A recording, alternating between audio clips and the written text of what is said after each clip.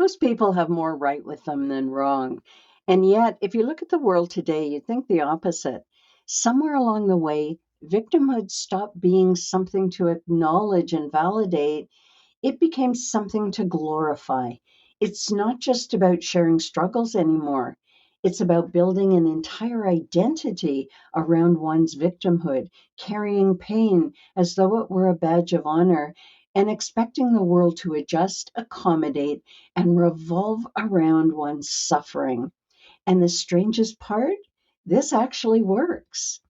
We now live in a culture where being a victim gives you influence. Pain has become social currency. Suffering earns you attention, validation, and even authority. But at what cost? While it may feel powerful to the person embracing it, it creates a ripple effect of suffering for the person who is the victim, for those around them, and for a society that's learned to enable rather than empower. So let's be real for a moment here. Being a victim gets results. It's a power position. Think about what happens when someone shares their struggles. People stop and listen. They validate, saying, "You're so strong for going through that." They can offer sympathy. "That must be so hard." They make excuses. "You can't be expected to do that given everything you've been through." And they protect. No one should challenge them. They have suffered enough. There's a strong message to enable them and to just let it be. It's really an intoxicating dynamic. The more someone leans into their victimhood, the less they're expected to take accountability, show resilience, or push through discomfort. They're given an easier path, one where they don't have to adapt, try, or grow.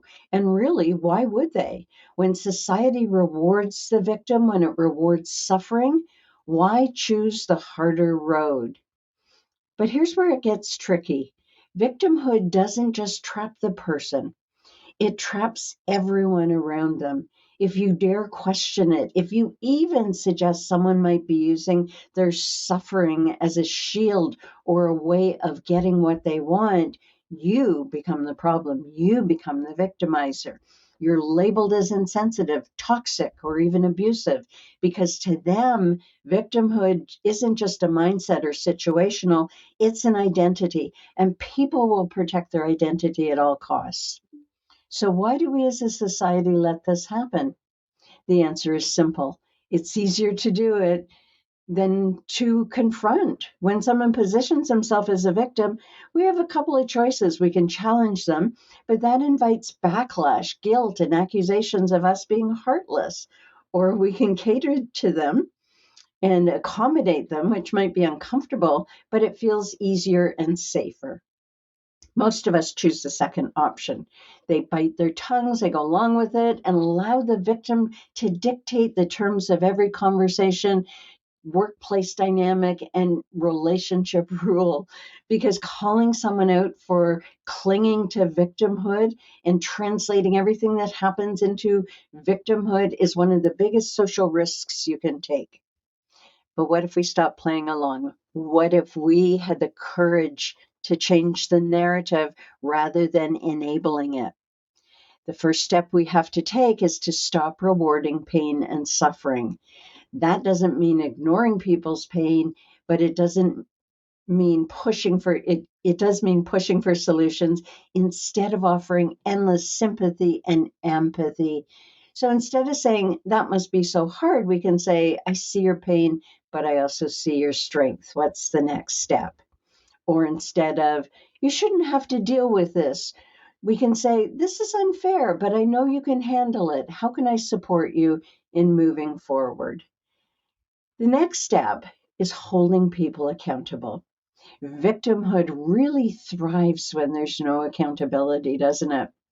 If someone's constantly stuck in their victim story, repeating the same struggles, feeling the same pain without doing anything to make a change, it's fair to ask, what actions are you taking to improve this? Or are you looking for a solution, or are you just repeating the problem? How are you contributing to what keeps happening to you?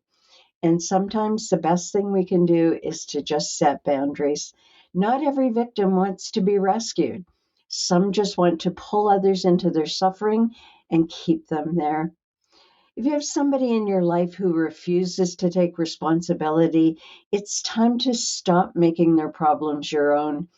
Stop giving stop giving to someone who never takes steps to change, and stop assuming that it's your job or responsibility to fix them, because the truth is nobody can help a person who refuses to help themselves. But the real shift comes when we change the way we view struggle itself. Yes, pain is real, trauma is real, injustice is real, but so is resilience, so is the ability to master. Personal power is real, and the ability to overcome. It's time to stop glorifying pain and suffering and start celebrating growth and resilience.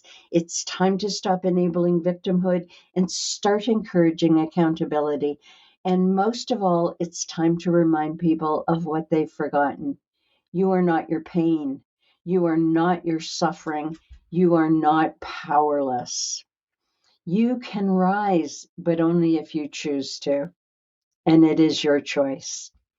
I'm Dr. Ann Dranitsaris. If this resonated with you, don't forget to like, share, or subscribe for more insights.